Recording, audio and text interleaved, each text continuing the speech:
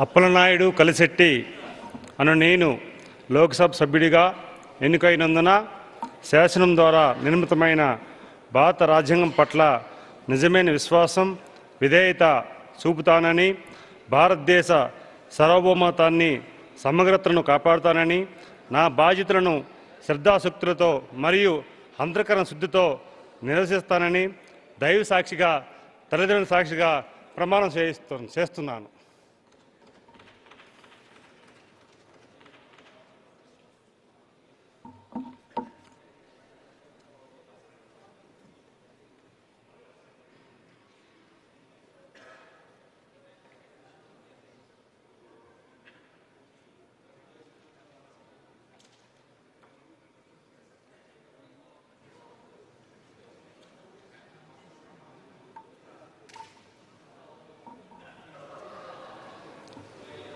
Shri Shri Bharat मतुकुमिली।